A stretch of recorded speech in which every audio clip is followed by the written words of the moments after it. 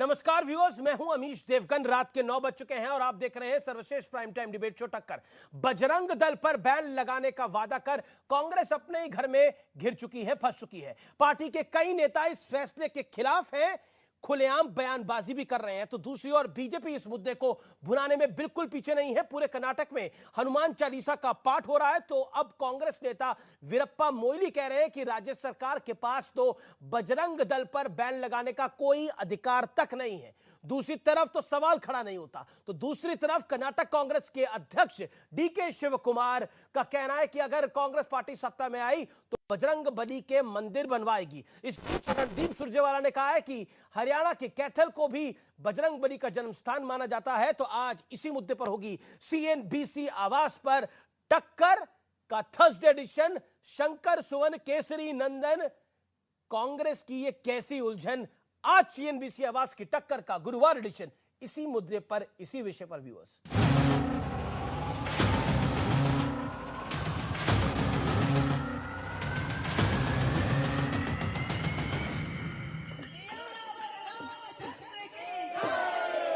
बजरंग दल को बैन करने वाली सोच दिखाकर कांग्रेस ने जो चाल चली, उसका रिजल्ट सामने है।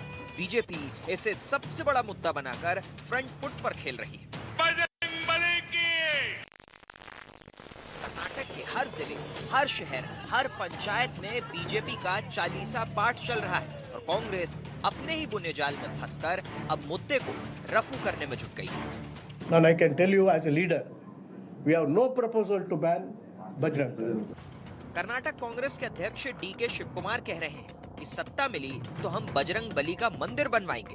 कांग्रेस पक्ष अधिकारಕ್ಕೆ ಬರ್ತದೆ, ವಿಶೇಷವಾಗಿ ಅಂಜಾದ್ರಿ ಏನು ದೇವಸ್ಥಾನದ ರಾಮ ಹುಟ್ಟಿದಂತ ಎಲ್ಲ ಸ್ಥಳಗಳು ಕೂಡ ನಮ್ಮ ರಾಜ್ಯದಲ್ಲಿ ನಾವು ಯಾರು ಹೇಳೋದು ರಾಮನ ದೇವಸ್ಥಾನ ಕಟ್ಟಿಬಿಡ್ತೀವಿ ರಾಮ।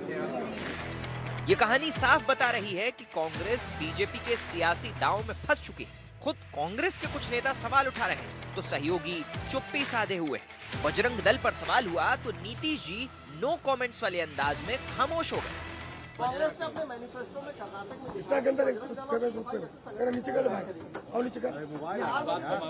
कर्नाटक में हम जीतने के कगार पे हैं, लेकिन अभी तक हमारे गले में पहले जहरीला सांप पड़ गया, अब बजरंगबली को छेड़ दिया, अब हनुमान जी की पूंछ में आग लगा दी। इसकी क्या जरूरत थी? इस बीच कांग्रेस के रणदीप सुरजेवाला ने अलग ही बहस छेड़ दी। I come from Kapisthal Kethal, the land of Mahabharata. So there is a Hanuman Tila in the assembly that I represent, which is supposed to be the birthplace of Lord Hanuman. क्या बताना चाहते हैं आप? क्या करना चाहते हैं? आपको कर्नाटक में राजनीति को किधर लेके जाना चाहते हैं आप? सवाल है कि क्या बजरंग दल का मुद्दा उठाकर कांग्रेस ने बड़ा ब्लंडर कर लिया है?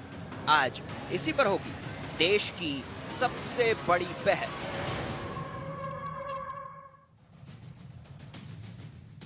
तो अब वक्त है सुप्रसिद्ध विश्लेषण का। संकट मोचक के संकट में फंसी कांग्रेस का विश्लेषण देखिए। घोषणा पत्र में क्या कहा, स्क्रीन पर आएगा। बजरंग दल जैसे संगठनों को बैन करेंगे। आचार्य प्रमोद कृष्णम ने क्या कहा, जहरीला सांप अभी तक गले पड़ा हुआ था, बजरंग बली को छेड़ने की जरूरत क्यों थी। और इन्होंने यह भी बोला कि अब हनुमान जी की पूंछ में आग लगा दी है। वीरप्पा मोइली बड़े नेता है, कांग्रेस पार्टी के कद्दावर नेता हैं। राज्य सरकार के पास बजरंग दल पर बैन लगाने का कोई अधिकार नहीं है। डीके शिव कुमार, सत्ता में आए तो हम बजरंग बली का मंदिर बनवाएंगे। यानी याद करिए, पीवी नरसिम्हा राव ने बोला था कि अगर हम बाबरी मस्जिद को दोबारा बनवाएंगे संसद के पटल के ऊपर, वहां से यहां तक कांग्रेस आई है। बड़ा सवाल, क्या बीजेपी के जाल में फंसकर कांग्रेस डैमेज कंट्रोल में जुटी है? इस मूल सवाल के साथ, इस बड़े सवाल के साथ आज डिबेट को मैं ओपन करता हूं। मेरे साथ कौन कौन जुड़ रहा है? गौरव भाटिया, प्रवक्ता भारतीय जनता पार्टी के। मेरे साथ सुरेंद्र राजपूत, प्रवक्ता कांग्रेस पार्टी के। मेरे साथ वारिस पठान है, प्रवक्ता AIMIM के। मेरे साथ इमरान पाशा है, प्रवक्ता JDS के। आप तमाम लोगों का स्वागत है इस चर्चा में। मैं सबसे पहले सुरेंद्र राजपूत आपके पास आता हूं।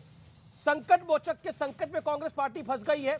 अब आप ही के वरिष्ठ नेता ये कह रहे हैं कि हमारे पास तो, राज्य सरकार के पास तो अधिकार ही नहीं होता। और एक नेता कह रहे हैं, डीके शिव कुमार, अगर हम सत्ता में आए तो बजरंग बली का मंदिर बनाएंगे।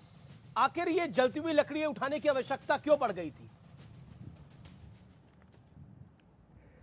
बड़ा मसला है। कहते हैं ना अमीश भाई कि मंगल मूर्ति मारुति नंदन सकल अमंगल मूल निकंदन। जितनी अमंगलकारी ताकतें हैं सबका मूल को निकंदन करेंगे भगवान हनुमान। और एक चीज मैं आपको बहुत स्पष्ट, हम तो संकट में जब भी आपके शो में आर पार जो देश का सबसे बड़ा शो होता है उसमें कांग्रेस हमेशा संकट में फंसी रहती है। हम चाहे शिमला का नगर निगम का पूरा चुनाव जीत जाए, कोई चर्चा नहीं होती। हिंदुस्तान में बजरंग दल पर तो प्रधानमंत्री जी लगातार बोले और बजरंग बली और बजरंग दल का अंतर न पता करें। कभी जिंदगी में उन्होंने बजरंग बली के नारे नहीं लगाए। अब आजकल परेशान होकर के मेरे आराध्य भगवान बजरंग बली की शरण में आ रहे हैं। लेकिन बजरंग पूनिया पर चुप है, मेरे देश की बेटियों पर चुप है। हरियाणा के जिस तरीके से रेसलर्स पे यौन उत्पीड़न हो रहा है उस पर आप भी चुप हैं और प्रधानमंत्री जी भी चुप हैं। और बजरंग पुनिया पर जो दिल्ली पुलिस अटैक कर रही है उस पर आप भी चुप हैं और प्रधानमंत्री जी चुप है। कोई बात नहीं, हमें कोई दिक्कत नहीं है। हम आपके सहयोग करने के लिए तैयार बैठे। एक चीज बहुत स्पष्ट बता दें हम आपको कि ये 4 दिन के बजरंग बली के उपासक लोग जो अभी 10 तारीख के बाद पता नहीं कहाँ होंगे। हम तो सनातन काल से बजरंग बली को पूजते आए हैं जी। हम परेशानी में नहीं फंसे। लेकिन मेरे सवाल का अब आपने लगभग 1.25 मिनट बोला। सर मेरे सवाल का जवाब भी दे दीजिए।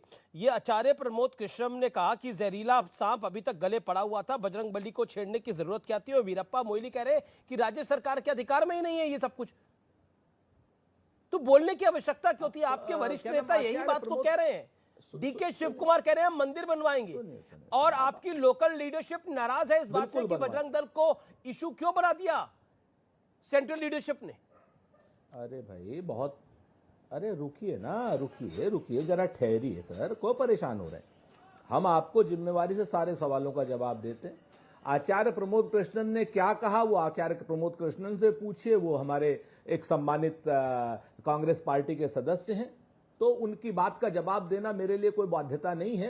वो जैसा समझते होंगे बिल्कुल उन्होंने अपने हिसाब से सही कहा होगा। वीरप्पा मोइली साहब ने जो भी कहा है बिल्कुल ठीक कहा है। लेकिन वीरप्पा मोइली साहब को भी मैं याद, चूंकि कानून के भी मंत्री रहे हैं हमारे, 60 दिन का बैन लगाने की सबको होती है। 2014 में गोवा सरकार ने श्री राम सेना पर बैन लगाया था। जब ये अपने पारीकर साहब मुख्यमंत्री थे तब क्या हमने भगवान राम पे बैन लगाया था कि श्री राम सेना पे बैन लगाया था भाजपा ने? आज माफी मांगेगी भाजपा? कि श्री राम सेना पर बैन लगाया था। जी इस समय हम लाइव तस्वीरें देख सकते हैं। बीजेपी प्रदेश भर के मंदिरों में, पंचायत मंदिरों में, ये बेंगलुरु की तस्वीर आप देख रहे हैं, हनुमान चालीसा का पाठ कर रही है और लोग उसमें भागीदारी कर रहे हैं। गौरव भाटिया, कांग्रेस अब एक एग्जाम्पल दे रही है और वो कह रही है कि श्री राम सेना पर भी आपने बैन लगाया था गोवा में मनोहर पर्रिकर ने, तो श्री राम पर तो बैन नहीं था, इसीलिए बजरंग दल पर बैन, बजरंग बली पर बैन नहीं है। वो कह रहे हैं बीजेपी संकट में फंसी है इसलिए उन्हें संकट मोचक याद आ रहे हैं। देखिए अमीर जी, सबसे पहले तो ये कहूंगा, इस बात का मैं उत्तर सेकंड भाग में दूंगा। अगर इस बार समय देंगे तो इस बार भी दे दूंगा, लेकिन मेरा ओपनिंग रिमार्क है, मैं अपनी तरीके से रखना चाहूंगा। मैं बेंगलुरु से ही ये चर्चा कर रहा हूं और जो एक प्रेस वार्ता भी हुई है, आपको मालूम है कितना आक्रोश है यहाँ पे हिंदुओं के मन में। हिंदुओं को लगता है कि कांग्रेस पार्टी नफरत करती है हिंदुओं से, भगवान राम से नफरत करती है। तो सबने देखा था जब कह दिया था भगवान राम काल्पनिक है और सर्वोच्च न्यायालय में मुकदमा चल रहा था और कहा था सुनवाई 2019 के चुनाव के बाद हो। अब बजरंग बली से भी इनको नफरत हो गई। किस तरह से मैनिफेस्टो में बजरंग दल की तुलना आप पीएफआई से करते ही कहते बैन दोनों पे होगा। अरे पीएफआई तो पहले से ही बैन है अमीर जी। आज यहां पे कांग्रेस पार्टी के मैनिफेस्टो जलाए जा रहे हैं और हिंदू कितना सहिष्णु है, गर्व होता है ये देख के। ये नहीं कहा जा रहा कि सर कलम कर दो, हिंसा नहीं हो रही। बहुत आराम से मंदिर में, घर में, हर जगह हनुमान चालीसा का पाठ हो रहा है। कांग्रेस पार्टी को ये बताने के लिए कि तुमको तो नेस्त नाबूद कर देंगे, ये आर पार की लड़ाई है और देखना सुपड़ा तुम्हारा साफ हो जाएगा। अब अमीर जी कुछ सवाल यहां पे पूछे जाने चाहिए। सबसे पहले सवाल ये पूछा जाना चाहिए, भूपेश बघेल, अशोक गहलोत में इतनी हैसियत है उनकी कि वो बजरंग दल पे बैन लगा दे छत्तीसगढ़ और राजस्थान में? क्या ये चुनावी स्टंट है केवल इसलिए क्योंकि आपको एसडीपीआई का समर्थन चाहिए था? और अमित जी आप देखिए, टाइमिंग देखिए, क्रोनोलॉजी देखिए, कल जो है एसडीपीआई ने समर्थन दिया कांग्रेस पार्टी को। वो क्यों दिया? क्योंकि इन्होंने तुलना पीएफआई की वो बजरंग दल से करी। और खड़गे जी क्या बोले? एसडीपीआई अच्छी हो गई, जुड़वा भाई बन गई कांग्रेस पार्टी का। खड़गे जी बोले मैं स्वागत करता हूं हर बड़ी स्टेटमेंट है आपकी, जो दल है वो हमारा समर्थन कर सकता है। ये बड़ी स्टेटमेंट है आपकी, क्योंकि हमारे पास ये जानकारी आ रही है कि थुम्बे जो कि एसडीपीआई के है, उनका ऐसा मानना है, एसडीपीआई जनरल सेक्रेटरी, माफ करिए, इलियास थुम्बे उनका पूरा नाम है, उनका ये कहना है, उन्होंने एक चैनल को ये स्टेटमेंट दी है कि decision to contest only 16 assembly seats was taken only to defeat Bharatiya Janata party. यानी एसडीपीआई ने कांग्रेस के समर्थन में ये फैसला लिया है। ये clearly SDPI national general secretary का ऑफिशियल स्टेटमेंट आ गया है इलियास थुम्बे का। मैं सीधा रुक करता हूं, आप okay Gaurav Bhatia, you made your point, Gaurav Bhatia, you made your point. मैं आपसे रिएक्शन मांग रहा हूं इस खबर के ऊपर। हाँ धन्यवाद, इसी खबर पे मैं रिएक्शन दे रहा हूं। आप देखिए 2 तारीख को मैनिफेस्टो आता है सांप्रदायिक। इस मैनिफेस्टो में जो मेरे हाथ में है, नफरत और जहर टपकता है। इसमें पीएफआई जो पहले से ही प्रतिबंधित है उसकी तुलना बजरंग दल से करते हैं, हिंदुओं की भावनाओं को आहत करते हैं। और उसके अगले दिन एसडीपीआई घोषणा करती है कि हम कांग्रेस पार्टी का समर्थन करेंगे। खड़गे जी से सवाल पूछा गया, अमित जी, खड़गे जी ने कहा पंथ निरपेक्ष पार्टी। मैं ये पूछना चाहता हूं, पीएफआई जो है वो संस्था एसडीपीआई की है, जो पादरी का हाथ काट दे, जो भारत को इस्लामिक मुल्क बनाना चाहती है 2047 तक, वो पद निरपेक्ष कैसे है? ये सवाल पूछा नहीं जाएगा। और वो पहले वाला छत्तीसगढ़ में बैन क्यों नहीं? सुरेंद्र राजपूत, एसडीपीआई का आपके समर्थन में आ जाना या आपके समर्थन में कैंडिडेट को बिठा देना कितनी बड़ी बात है? और बीजेपी तो यही बार बार एलेज कर रही है, और अब इलियास थुम्बे ने भी इस बात को कंफर्म कर दिया है, interview given to a news channel. Amish भाई, वो बीजेपी तो जो कह रही है आप भी कह रहे हो। जो पार्टी 16 सदस्य जो 16 जगह पर चुनाव लड़ रही है, तो उन 16 जगह पर हम भी चुनाव लड़ रहे हैं, ऐसी तो बात नहीं। वो पहले 100 जगह पे लड़ रहे थे यहाँ पर हमारे वारिस पठान साहब, सर पहले वो 100 जगह पे लड़ रहे थे चुनाव। सर अब देखिए, पहले वो 100 जगह पे चुनाव लड़ रहे थे, बीच में बोल देते हो आप, हम डर जाते हैं, कैंडिडेट बिठा दिए। अरे ओहो, नहीं, ये बात आप रुक जाइए, पहले शांति, धैर्य रखिए थोड़ा सा। आप असल बात बहुत जल्दी परेशान हो जाते हैं। अरे भाजपा के ऊपर जैसे अटैक होता है, छत्तीसगढ़ और राजस्थान में बैन लगाएंगे क्या? अरे कांग्रेस में बड़ा मसला है। ये आप ये क्या नाम, अमीश भाई, कौन है प्रस्तोता? कौन है, आप हो कि गौरव भाई है? आपको जानकारी नहीं है कौन है प्रस्तोता? मेरा जरा सा हाँ धैर्य, बेंगलोर भाई से कहिए धैर्य रखें। इन्होंने तो हमारा नाश कर दिया, विनाश कर दिया वहां पे बेंगलोर में बैठ करके। गौरव जी 2 मिनट गौरव जी 40 सेकंड सुनिए इनको। 2 मिनट गौरव भाई शांत रहिए ना। हाँ, यहाँ पर आप परेशान होकर के आप इतना ज्यादा बोल रहे हैं, बीपी हाई हो रहा है आपका। हम आपसे कहते हैं कि जैसे गुजरात में मात्र 14-15 सीटों पर ओवैसी साहब की पार्टी लड़ रही थी। अब मैं बीच में बोलूंगा गौरव, फिर रोकना मत, बहुत इज्जत कर ली। अरे इज्जत क्या कर ली? कोई मतलब एहसान कर दिया? गाली गलौज करोगे? अरे इज्जत क्या कर ली? तुम बदतमीज आदमी हो, तुम एक निर्लज्ज आदमी हो, तुम लगातार बीच में बोलते जा रहे हो, कमेंट्री करते जा रहे हो, तुम्हारे पास ना शऊर है, बेशरम आदमी हो तुम। फिर अभी ये लोग उसके बाद तुम क्या करोगे? मेरे प्रश्न का उत्तर दे दीजिए। गाली गलौज करना आता है आपको, मुझे पता है। ठीक है, उसी तुम्हारे प्रश्न का उत्तर भी दूंगा। मैं बाध्य नहीं हूं तुम्हारे प्रश्न का उत्तर मैंने सवाल पूछा, आप बताइए। हाँ बताइए, खड़गे जी ने क्यों कहा एसडीपीआई पद निरपेक्ष पार्टी है? बताइए। ठीक है, अमीश देवगन, मैं जवाब दूं या हटूं? गाली गलौज करते हो, हमें पता है। अच्छा गौरव आप 40 सेकंड सुन लीजिए। गौरव जी मेरा निवेदन स्वीकार करिए। सुरेंद्र जी को 40 सेकंड दीजिए, फिर आप अपनी बात को रख लीजिएगा। सुरेंद्र राजपूत, मैं 50 सेकंड दे देता हूँ, चुप हूं मैं 50 तो जिस तरीके से एएमआईएम जो थी वारिस भाई की पार्टी, क्या नाम, गुजरात में 14-15 सीट लड़ रही थी, तो हम आप आरोप लगाते कि वारिस बाकी सीटों पर भाजपा को समर्थन दे रही थी। भाई वो अपना अलग दल है, वो ये कह रही है भाजपा को हराएंगे, वो हरावे, हमसे क्या लेना देना। और दूसरा उसने तो ये भी कहा कि हम कांग्रेस को, जनता दल को, सेकुलर को तो लेना देना हमसे क्या है, वो किसी को समर्थन दे या दे, हमने कोई मांगा उससे समर्थन, ना तो हम मांग रहे हैं और जनता दल इस वालों से पूछो वो समर्थन मांग रहे हैं कि नहीं मांग रहे। Imran Pasha JDS spokesperson on screen. Imran Pasha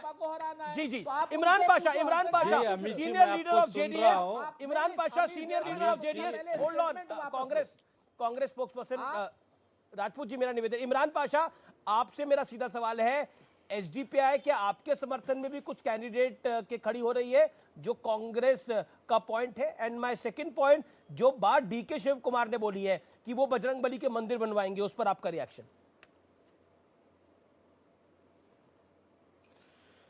जी देखिए, मंदिर बनवाना, मस्जिद बनवाना, चर्च बनाना, ये इलेक्शन के लिए ज़रूरी नहीं है। अगर आप में कोई आस्था है, अगर आप कोई भगवान को मानते हैं तो आप जाइए, बनाइए। ये ज़रूरी नहीं कि आप इलेक्शन में अनाउंस करें कि हम जीत जाएंगे तो मंदिर बनवाएंगे। अभी बनवाइए जाकर मंदिर। भगवान के पास क्या आप डील कर रहे हैं क्या कि आप हमें ये दे देंगे तो हम आपको वो दे देंगे करके? और रही बात जब से ये डिबेट्स चल रहे हैं, सारे मुद्दे छप ही गए हैं। मुद्दों के ऊपर लोग गौर करना ही छोड़ चुके हैं। पहले गाली गलौज की चल रही थी, उससे पहले क्या जो भी बाहुबली लोग हैं जो राजनीति में है, नेशनल पार्टीज में, जैसे कि इनके कांग्रेस में, बीजेपी में, वो चल रहा था। अभी आ गए श्री हनुमान जी, बजरंगबली जी। मुझे कंफ्यूजन हो रहा है कि आने वाले दिनों में अगर इनमें से किसी एक पार्टी ने भी यहाँ पर अपनी हुकूमत बना दी तो इलेक्शन के प्रचार में जो एक चल रहा है, सिर्फ बातचीत में दंगे कर रहे हैं ये लोग, कहीं यहां फिर से दंगे ना करवा दे जैसे कि अमित शाह जी ने कहा था। तो मुझे डर है जी। तो मैं आपके चैनल के माध्यम से गुजारिश कर रहा हूं कर्नाटका की जनता से कि अगर आप कर्नाटका में अमनो अमान कायम रखना चाहते हैं, बरकरार रखना चाहते हैं, जैसे कि दूसरे राज्यों में दंगे चल रहे हैं, उससे दूर रहना चाहते हैं, तो जेडीएस को हुकूमत में लाइए और जेडीएस को पूर्ण। लेकिन जेडीएस तो इनके साथ खुद चली जाएगी जब फाइनल होगा मामला। जेडीएस अपने बूते, तो जो ओपिनियन पोल आ रहे हैं इमरान भाई, उसमें जेडीएस अपने बलबूते तो सरकार बनाती दिख नहीं रही है। कांटे की टक्कर है बीजेपी और कांग्रेस के बीच में। लेकिन पॉइंट यही है, मैं सीधा रुक करता हूं गौरव भाटिया का। Gaurav Bhatia, 30 second reaction. JDS को डर है कि दंगे ना हो जाए। नहीं आ रही है जी वारिस भाई मैं आपके पास आ रहा हूं। वारिस भाई मैं आपको मौका दूंगा। गौरव भाटिया 30 सेकंड, जो बात जेडीएस ने बोली। देखिए अमीर जी, मैं आपको एक बात बिल्कुल स्पष्टता से बताता हूं। मैं कर्नाटका का दौरा भी कर रहा हूं और मैं आपको एक बात बताऊं, बहुत ही ज्वलंत मुद्दा है ये जो भगवान हनुमान का अपमान किया है, हनुमान के अनुयायियों का अपमान किया है। और इसीलिए पहली बार इतिहास में हुआ होगा किसी पार्टी के मैनिफेस्टो को अभी जो है रिलीज करे 2 दिन नहीं हुए और वो जलाया जा रहा है। आप मुझे ये बताइए, इनकी हिम्मत कैसे होती है कि ये लोग हिंदुओं की भावनाओं को आहत बार बार करते रहें और आपको लगता है हिंदू चुपचाप बैठा रहेगा? वो कम से कम ये तो दिखाएगा, चोट तो देगा वोट की। आप चुनाव को हिंदू मुसलमान करना चाहते हैं, इसका मतलब क्या है? गौरव भाटिया, मेरा काउंटर क्वेश्चन है, आप चुनाव को हिंदू मुसलमान करना चाहते हैं? आप कह रहे हैं हिंदू शांत बैठा रहेगा, आप चुनाव को हिंदू मुसलमान करना चाहते हैं? आप मुझे ये बताइए कि बजरंग दल बैन होगी, ये आपने मेरी आवाज बंद कर रखी है, भाजपा ने छपवाया। और हिंदू मुसलमान की जो आप बात कर रहे हैं, मैं एक और बात आपको बता दूं, हनुमान का अपमान इनके एक एमएलए हैं रहीम खान, पूरी भारतीय जनता पार्टी कर रही है। बजरंग दल से भगवान वारिस का रुख करता हूं मैं। वारिस पठान, आपसे मेरा सवाल है और बड़ा सीधा सवाल है। डीके शिव कुमार आपको लगता है डैमेज कंट्रोल कर रहे हैं, जो उन्होंने बोला कि अगर हम सत्ता में आए तो हम हनुमान जी का मंदिर बनाएंगे, और इमरान पाशा जेडीएस के नेता ने बोला अब ये डीलिंग हो रही है कि अगर सरकार में आएंगे तो मंदिर बना देंगे। देखिए अमीश भाई, कर्नाटका का चुनाव चल रहा है, पूरा देश देख रहा है कि एक तरफ है बीजेपी की गवर्नमेंट, एक तरफ है कांग्रेस, और दोनों के अंदर एक होड़ लगी हुई कि कौन बड़ा हिंदू है। पूरी तरह से पोलराइजेशन किया जा रहा है, पूरी तरह से हिंदू मेजोरिटेरियन अपीसमेंट पॉलिटिक्स कर रहे हैं। और मैं तो चाहूंगा कि जो इलेक्शन कमिश्नर चुनाव लड़ा रहा है उस बात का संज्ञान ले पूरी तरह से। बीजेपी वालों ने तो पोलराइजेशन पूरी तरह से स्टार्ट कर दिया, तुष्टिकरण की राजनीति स्टार्ट कर दी। उनको तो मैनिफेस्टो में ये हम आएंगे तो यूसीसी लाएंगे, 4% जो मुसलमान का रिजर्वेशन था ओबीसी कैटेगरी के अंदर उसको भी उन्होंने हटा दिया। और अब तो बात यहां तक आ गई कि ऐसा लग रहा है कि बीजेपी चुनाव का प्रचार नहीं कर रही है, बीजेपी जाके रिलीजन का प्रचार कर रही है। अब मोदी जी स्टेट से चिल्ला रहे हैं, बजरंग बली के नारे लगा रहे हैं, सब कर रहे हैं। अगर अमीश भाई सोचो इस तरह के नारे वारिस पठान मंच पे खड़े होके करेगा, नारे तकबीर अल्लाह अकबर, वारिस पठान ने मेरी पार्टी शुरू कर देगी, तब क्या होगा आप बताइए मुझे अमीश भाई। चिल्ला पुकार हो जाएगा, पोलराइजेशन, तुष्टिकरण कर रहे हैं, मुसलमान के नाम पे वोट मांगे जा रहे हैं। मैं उत्तर देना चाहता हूं। बैठे हो, क्या ये तुष्टिकरण नहीं है? क्योंकि डेवलपमेंट की बात करना नहीं है, विकास करना नहीं है, विकास के मुद्दे से पूरा देश का ध्यान दिया। अब पूरी तरह बीजेपी और कांग्रेस लग गई है। गौरव भाटिया जवाब। आज हर तरफ पे बजरंग, गौरव भाटिया जवाब, 30 सेकंड। गौरव भाटिया 30 सेकंड। आपने ये देखा, मैं भी पूरे बेंगलोर में कर्नाटका में जाके सुनिए, अल्लाह अकबर कुरान शरीफ की पाठ पढ़ाऊंगा तो क्या होगा? चलिए देश के अंदर तो। क्या इसको रोकना नहीं चाहिए? और इलेक्शन कमिश्नर खामोश क्यों है? वारिस लेना चाहिए। जवाब सुनना जरूरी है। वारिस आपने कुछ सवाल उठाए हैं, लेट गौरव भाटिया रिप्लाई। गौरव भाटिया जी, आपने ये देखा प्रधानमंत्री जी ने बजरंग बली का नारा क्या लगाया, कैसे आग सी लग गई है। लेकिन ये जो व्यक्ति बोल रहा है, इनका अपना वक्तव्य है, हम 15 करोड़ हैं, 100 करोड़ पे भारी है। इनके ओवैसी जो लीडर है वो कहते हैं 10 मिनट के लिए डीजल जिंदाबाद, शांत कराइए, डॉलर की बनी रुपया जिंदाबाद, इसकी बात नहीं करेंगे। शांत कराइए। पूरे देश के युवाओं को रोजगार मिल गया, सबके अकाउंट में 15 लाख आ गए। शांत हो जाते हैं, जो बोला कराना है आपको, पूरा शांत होना नहीं है। पूरा जो वादे किया तो पूरा करो ना। कब एक करके बोल ले गौरव भाटिया, वारिस जी तक इस तरह की लोगों को बेवकूफ बनाने का अच्छा ठीक है, जवाब सुन लेते हैं। वारिस जी गौरव भाटिया से आपने सवाल पूछा, जवाब सुन लेते हैं। जवाब मिलेगा, ओके करारा जवाब मिलेगा 24 के चुनाव में भी और कर्नाटका के चुनाव में भी। तो आप वारिस पठान बता दीजिए, आप कर्नाटक के चुनाव में किस पार्टी को चाहते हैं वो जीते? आपका वोट किसकी तरफ है? हम तो चाहेंगे कि हमारे कैंडिडेट जीते भाई। हम भले ही 2 के ऊपर लड़ रहे हैं, एक को सपोर्ट कर रहे हैं, मगर सरकार तो नहीं बना रहे ना। हमारे वहाँ पे कुछ मुख्तर इलाकों के अंदर, अरे कुछ मुख्तर इलाकों में हमारे कॉर्पोरेटर, देखिए अमीश भाई हंसने की बात नहीं है, बीज बो उसके बाद पेड़ उगेगा। नहीं बिल्कुल, मेरी शुभकामनाएं है आपको। फल खाएंगे हमारे आने वाले लोग, हमारे बच्चे बड़े हो 2 सीटों पे चुनाव लड़ रहे हैं। अच्छा ठीक है, गौरव भाटिया ऐसा नहीं है।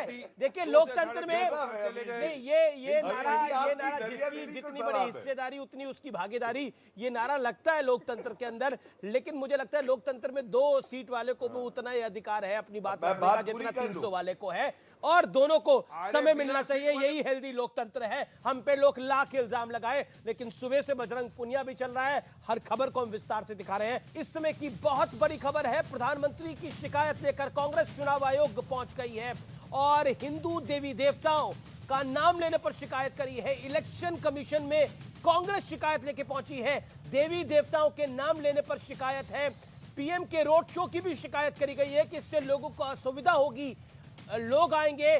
चुनाव आयोग कांग्रेस पहुंची है सीधा शिकायत लेकर। इस समय की बड़ी ब्रेकिंग स्टोरी है। मेरे साथ बात करने के लिए गौरव भाटिया, सुरेंद्र राजपूत, वारिस पठान, इमरान पाशा, महामंडलेश्वर, महंत नवल किशोर भी जुड़ेंगे कुछ देर के अंदर। लेकिन मैं सीधा रुख करता हूं आपका पाशा साहब और आपसे सवाल पूछता हूं, क्या आपको लगता है कि कांग्रेस पार्टी जो अब लाइन ले रही है और जिस तरह से उन्होंने बजरंग दल को बैन करने की बात करी, जेडीएस ने बोला it was a non issue, जिसको कांग्रेस ने इशू बना दिया है, आपको लगता है? क्योंकि कुछ देर पहले डीके शिव कुमार हनुमान जी की पूजा करने के लिए मंदिर पहुंच गए हैं, अब से कुछ देर पहले।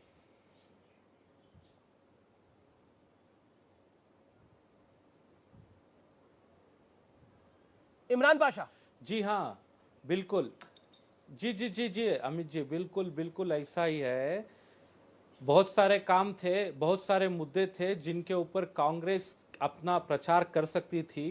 ये जो बजरंग दल का मुद्दा इन्होंने बीच में लाया, जो पीएफआई का मुद्दा बीच में लाया, ये इररिलेवेंट था अब के लिए, फिलहाल के लिए, कर्नाटका के चुनाव के लिए, क्योंकि कर्नाटका के चुनाव के बहुत सारे मुद्दे हैं और वो कांग्रेस को भी पता है और वो बीजेपी को भी पता है और जेडीएस को भी पता है। लेकिन ये जो नेशनल पार्टीज हैं, इनको, जैसे कि मैंने आपको बताया था पहले भी, इनको मुद्दों से कुछ मतलब नहीं है। इनको हमेशा बीजेपी तो हमेशा सबसे पहले रहती है धर्म की राजनीति करने में, और कांग्रेस ने भी इस बार वही सिक्का खेला था, लेकिन वो सिक्का उन्हें ही खुद उल्टा पड़ गया है। क्योंकि इस बार के चुनाव में इन्होंने जो मैनिफेस्टो में ये लिया है, ये सरासर गलत है। अगर आपके दिल में है, अगर आप करना चाहते थे, तो आपकी सरकारें दूसरे स्टेट्स में भी हैं, कर्नाटका में भी आपको दिया गया था मौका, और आने वाले दिनों में अगर आपकी हुकूमत कहीं पर आती है तो वहां पर कीजिए था। लेकिन अपने मैनिफेस्टो में ये डिक्लेरेशन देना, ये बहुत ही मैं समझता हूं कि नादानी का काम है। बहुत बड़ी बात आप बोल रहे हैं, नादानी। और इसी को मुद्दा बनाकर एक मिनट और इसी को मुद्दा बनाकर बीजेपी यहां पर जो धर्म का कार्ड खेल रही है, मेरी नजर में ये भी गलत है। क्योंकि चुनाव जो यहाँ पर जो आपने दोनों बातों पे मूल सवाल उठाया है। मैं सीधा रुख करता हूं सुरेंद्र राजपूत। अब तो कांग्रेस की लोकल लीडरशिप भी रियलाइज कर रही है कि ये ब्लंडर हो गया है।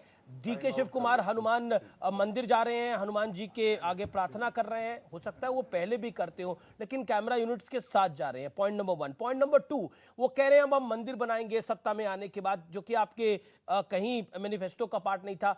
जेडीएस के नेता कह रहे हैं कि आखिरकार जो नॉन इशू था उसको इशू क्यों बनाया, इतनी बड़ी नादानी क्यों कर दी। वीरप्पा मोइली भी यही बात कह रहे हैं।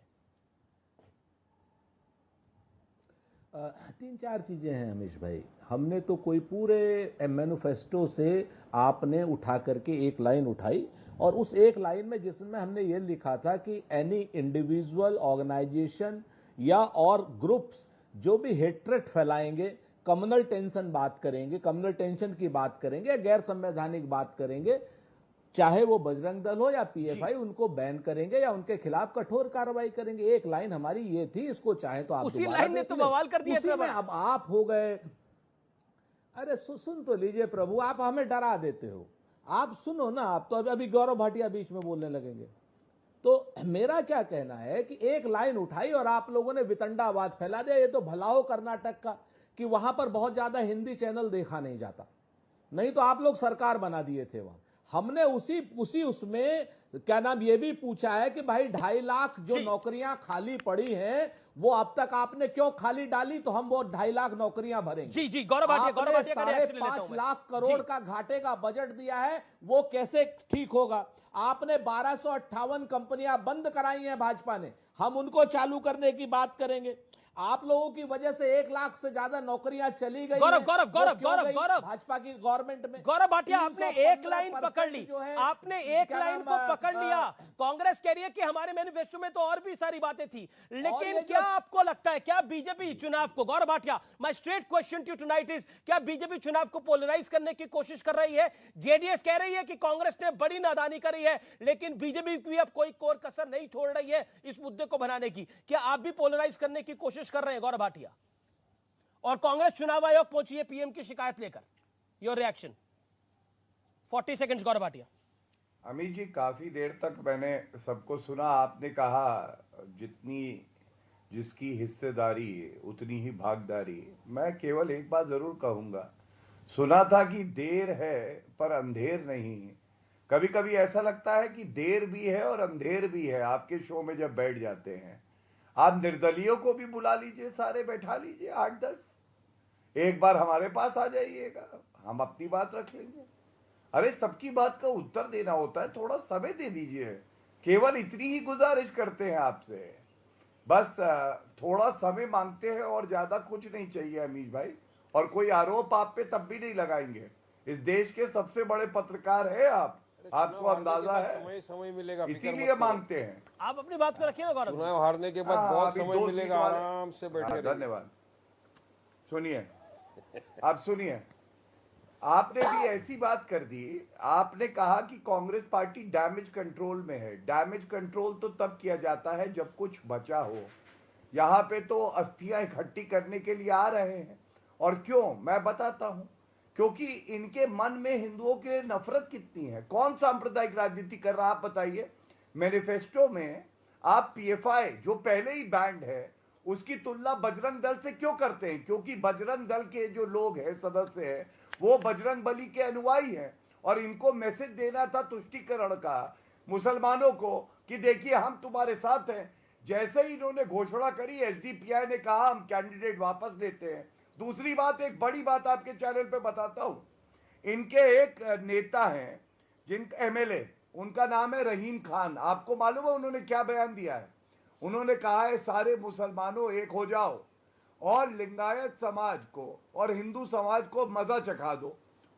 अब आप मुझे बताइए, क्या खड़गे जी, राहुल गांधी कार्रवाई करेंगे उन पे, निकालेंगे उनको पार्टी से? ये क्या दर्शाता है? ये तस्वीरें, ये तस्वीरें मैं दिखा रहा हूं डीके शिव कुमार की। डीके शिव कुमार बजरंग बली के आगे माथा टेक रहे हैं और जिसके बाद उन्होंने कहा कि कांग्रेस का अगर शासन आता है तो हम हर जगह हनुमान जी का मंदिर बनाएंगे, ये उन्होंने कहा है। मैं सीधा रुख कर लेता हूं, मेरे साथ पवन खेड़ा भी इस समय जुड़ रहे हैं बातचीत करने के लिए। पवन खेड़ा, मेरा सीधा सवाल है, क्या आपको लगता है कि जो बात जेडीएस कह रही है कि नादानी कर दी कांग्रेस ने, ये विषय था ही नहीं, इसको लाने की कोई आवश्यकता नहीं थी, अब आपके नेता डैमेज कंट्रोल कर रहे हैं? अमीश देवगन जी, आप कहाँ हैं अभी? दिल्ली में हैं क्या? नोएडा में हैं? जी, आप आ जाइए जरा, मैं कह रहा हूँ अगली फ्लाइट लेकर इधर आ जाइए बैंगलोर में, आपको अच्छी चाय पिलाऊंगा। और मेरे को आप मत ले जाइए, अकेले घूमिए पूरे राज्य में जी। आपको पता चल जाएगा कि यहाँ क्या माहौल है, क्या मूड है। मुझे मालूम है आप जहां बैठे हैं वहां भी आपको पूरा मूड और माहौल मालूम है।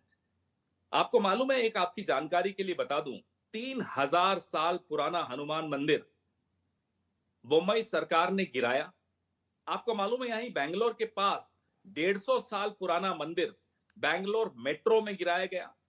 ये हमें सिखा रहे हैं कि हनुमान जी की कैसे सेवा की जाती है। बजरंग दल से तुलना करना बजरंग बली की, मैं क्योंकि बजरंग बली का मैं उपासक हूं, मेरे आराध्य देव हैं, मैं इसको मेरी आस्था पर चोट मानता हूं। और मैं अकेला नहीं हूं, करोड़ों लोग हैं पूरी दुनिया में जो बजरंग बली के उपासक हैं। मैं तो हनुमान चालीसा दिन में 2 या 3 बार पढ़ता, क्योंकि उन्हीं से तो वही तो हमारी रक्षा करते हैं, मोदी जी से और उनकी सरकार के लोगों से जी। तो ये हमें न सिखाएं तो अच्छा रहेगा। और मोदी जी को तो कम से कम अपने पद की मर्यादा का विशेष ध्यान रखना चाहिए। इस बड़े सी लोकतंत्र के प्रधानमंत्री हैं वो जी। इस पद पर रहकर तुलना करना बजरंग बली की, बजरंग दल से पूरे देश का अपमान है, लोकतंत्र का अपमान है, सनातन धर्म का अपमान है और मेरे जैसे कई भक्तों की आस्था पर भी चोट है। जी, आप ये मुझे बताइए अमीश भाई जी, शिवसेना को इन्होंने धोखा दिया, उनकी पीठ पे एक तरह से छुरा मारा, क्या वो छत्रपति शिवाजी महाराज का अपमान माना जाएगा? शिव जी का अपमान माना जाएगा? राम सेना पर मनोहर पारिकर साहब जो अब हमारे बीच में नहीं रहे, उन्होंने बैन लगाया, क्या वो श्री राम का, प्रभु भगवान राम का अपमान माना जाएगा? आप ये सब सवाल आज बीजेपी से पूछे गए हैं। जो षड्यंत्र भाजपा रचती है जी, सम्राट अशोक गौतम बुद्ध के सबसे प्रिय भक्त थे, तो क्या ये गौतम बुद्ध का अपमान माना जाएगा? एक सवाल, मेरा नाम पवन खेड़ा है, सुनिए, मेरा नाम पवन है जी। पवन किसका नाम? पवन सुत हनुमान। हेमंता बिस्वा शर्मा माफी मांगे मुझसे, मेरे लिए पुलिस भेज दी, क्या हनुमान जी का अपमान था वो? अरे कैसी मजाक की बात कर रहे हैं। मैं ये आप बीजेपी को छोड़िए, मैं आपके मेरी बात सुनिए, आप बीजेपी मेरी बात सुनिए, मैंने सुना, आपको सुना, काउंटर सवाल तो पूछने दीजिए। खत्म नहीं हुई अमीश भाई मेरी बात नहीं, प्लीज मेक योर पॉइंट। तो एक परिपक्व लोकतंत्र में प्रधानमंत्री को परिपक्व दिखना भी चाहिए, सुनाई देना भी चाहिए, और लोकतंत्र का स्वास्थ्य की रक्षा करना प्रधानमंत्री का कर्तव्य भी है और अधिकार भी। क्या ऐसे रक्षा करेंगे? देखा आज आपने जबलपुर में बजरंग दल के गुंडों ने कांग्रेस के कार्यालय में तोड़फोड़ मचाई, क्या आप उनको बजरंग बली का भक्त कहेंगे? लानत है ऐसे लोगों पर जो इस तरह की हिंसा करते हैं। जी। कम से कम मेरे धर्म को, मेरे हनुमान जी को, लेकिन इन जैसे कोई भी इन जैसे हिंसा करे वाहियात वो गुंडों गलत से है। बचाइए।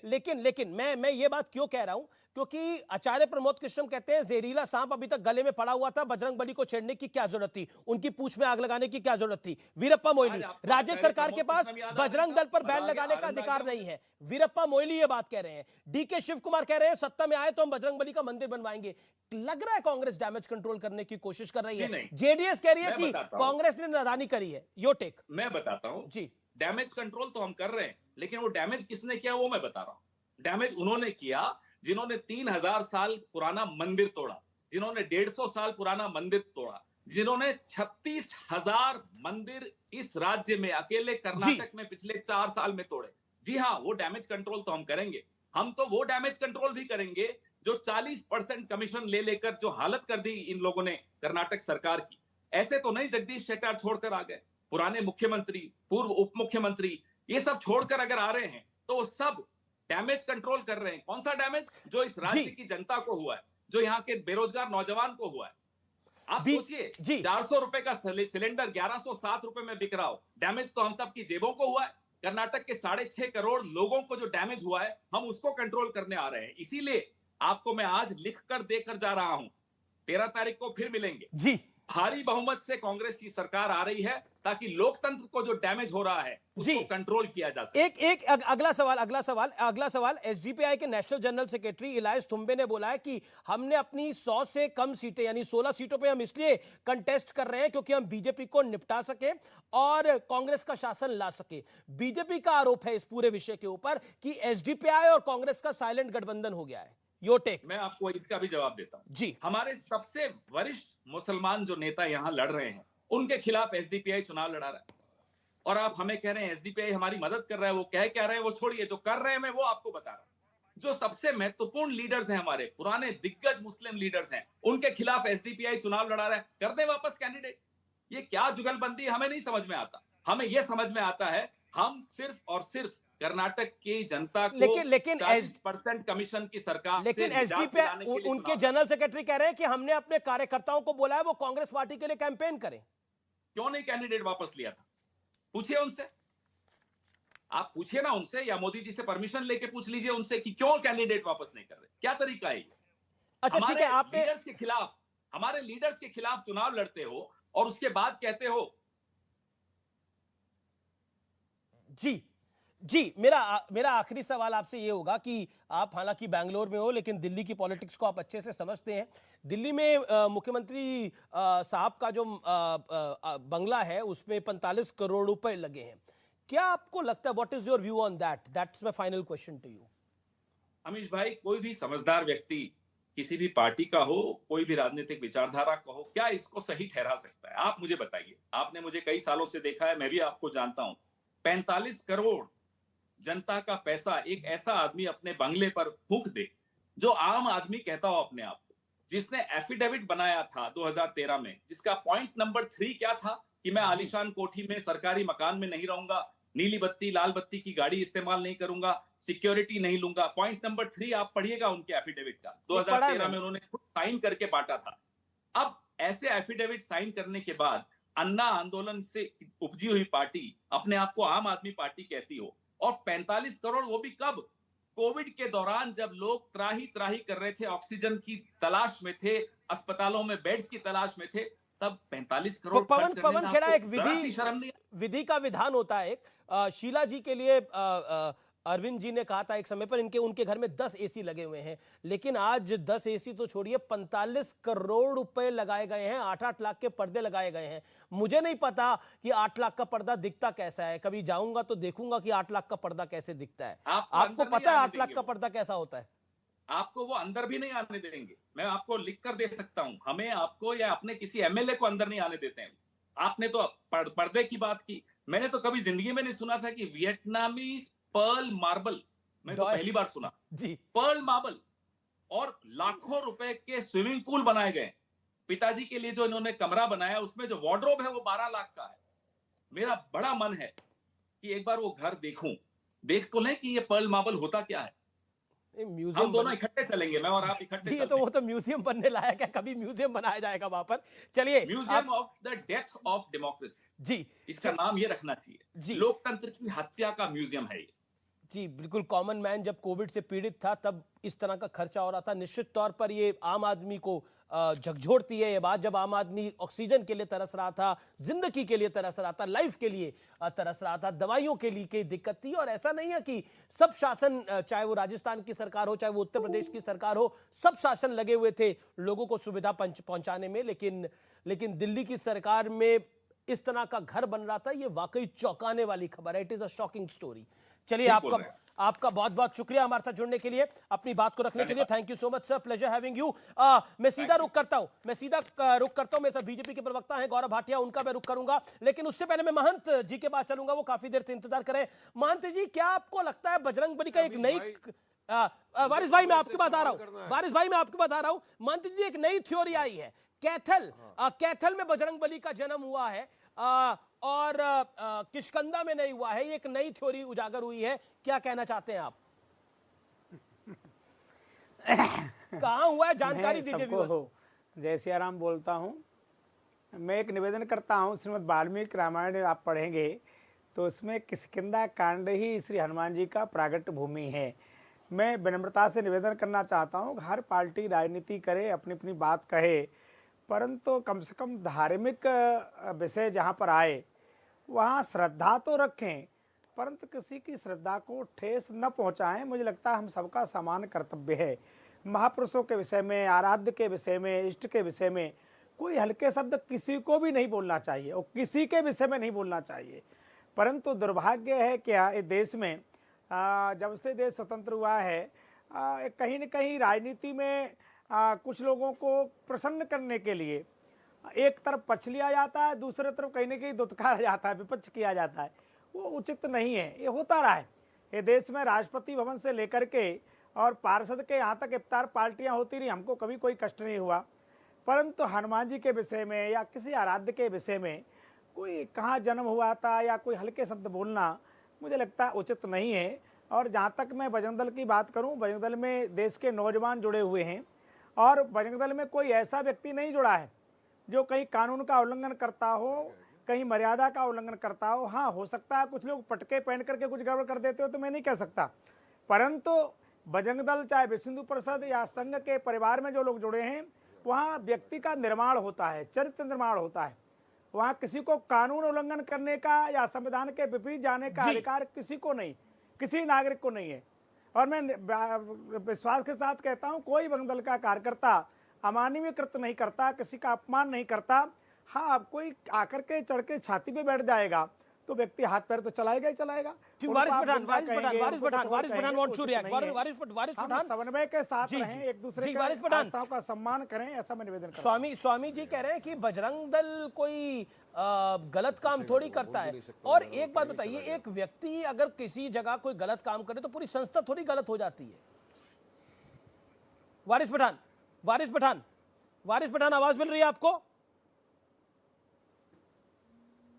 लगता है आवाज नहीं जा रही वारिस तक। सुरेंद्र राजपूत जी, बजरंग दल में अगर कोई व्यक्ति गलत हो सकता है, संस्था थोड़ी पूरी गलत हो सकती है। देखिए, सच बात यह है, बिल्कुल मैं स्वामी जी की काफी बातों से सहमत हूं कि किसी का भी निरादर करने का अधिकार किसी को नहीं। स्वामी जी ने बिल्कुल धर्म की बात करी, श्रद्धा की बात करी, अच्छी बात है। लेकिन मैं स्वामी जी से विनम्रता पूर्वक कहना चाह रहा हूं कि बजरंग दल में तमाम ऐसे लोग ग्रुप हो गए हैं और तमाम ऐसे लोग हो गए जो कहीं ना कहीं आतंकित करने का काम करते हैं, गलत काम। जैसे मोनू मानेसर ने वहां पर दो हत्याएं करी सीधे से, तो इसका निश्चित तौर पर इसका प्रतिकार किया जाना चाहिए। और बजरंग दल में जितने लोग अगर कोई गैर कानूनी काम करेगा तो उसके खिलाफ कठोर कार्रवाई होगी। पूरी संस्था को बैन करने की बात कर रहे हैं ना, पॉइंट यही है। गैर कानूनी जी। ओके, वक्त एक ब्रेक का है, देख रहे हैं CNBC आवाज। ब्रेक के बाद हाजिर होते हैं।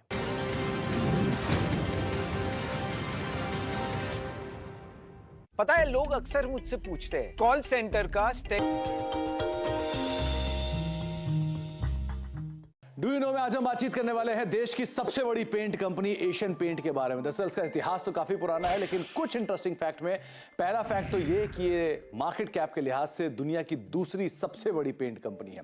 दूसरा फैक्ट, रेवेन्यूज के लिहाज से एशिया की दूसरी सबसे बड़ी पेंट कंपनी है और देश की सबसे बड़ी पेंट कंपनी तो ऑलरेडी है। इसके अलावा 80 साल पहले इस कंपनी की शुरुआत हुई थी एक गैरेज में, जो कि गिरगांव मुंबई में एक गैरेज है, और 4 फ्रेंड्स ने मिलकर इस कंपनी की शुरुआत की थी और वहां से धीरे धीरे फेरबदल के बाद आज आप खुद ही जानते हैं किस तरह का बड़ा नाम, किस तरह की बड़ी पैठ ये कंपनी ऑलरेडी मेंटेन करती है। एक ऐसा भी समय था वर्ल्ड वॉर 2 में जब ज्यादातर पेंट इंपोर्टर्स जो थे वो बैन हो गए थे, लेकिन उस सिचुएशन के बाद आज की सिचुएशन तक आते आते देश की नंबर 1 पेंट कंपनी के तौर पर शुमार होते हुए दिखाई पड़ी है।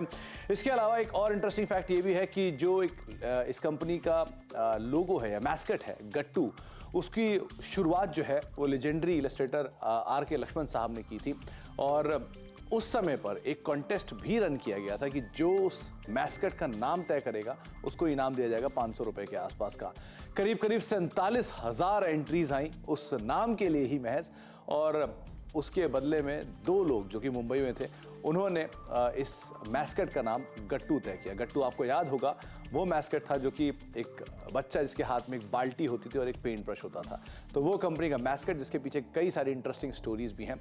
और इस तरह कुछ इंटरेस्टिंग फैक्ट के साथ आप सुन रहे थे दुनिया की दूसरी सबसे बड़ी in terms of market cap, Asia की दूसरी सबसे बड़ी इन टर्म्स ऑफ रेवेन्यू और देश की सबसे बड़ी पेंट कंपनी एशियन पेंट्स के बारे में। कुछ और फैक्ट लेकर भी आते रहेंगे।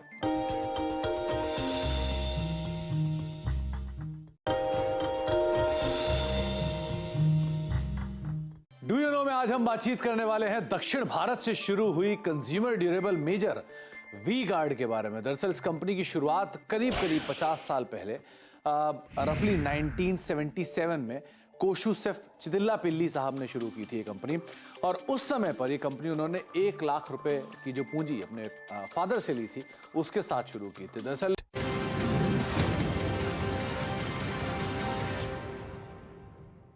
वेलकम बैक व्यूअर्स, आप देख रहे हैं CNBC आवाज पे टक्कर का थर्सडे एडिशन। पारे साहब बीजेपी को कहते थे डीके शिव कुमार बजरंगबली के मंदिर जा रहे हैं, वो मंदिर बनाने की बात कर रहे हैं।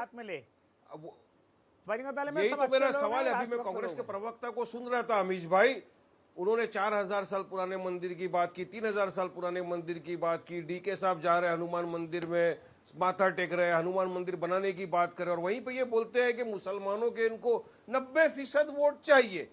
तो ये मुसलमानों का एक सवाल है कि हमारी एक बाबरी मस्जिद थी, 6 दिसंबर ब्लैक डे इंडिया की हिस्ट्री में था, उस दिन हमारी मस्जिद को शहीद कर दिया। कांग्रेस ने 93 में कहा था कि हम मस्जिद की जगह पर मस्जिद बनाएंगे।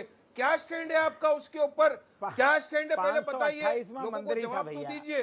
दूसरा सवाल मेरा ये है, हिजाब के ऊपर आपका क्या स्टैंड है? जो हिजाब फ्रीडम ऑफ चॉइस का था, जो कर्नाटका के अंदर ही हमारी बच्चियां स्कूल में पहनकर जाना चाहती थी, बैंड लग गया उसके ऊपर। ठीक है, जवाब सुरेंद्र राजपूत आंसर।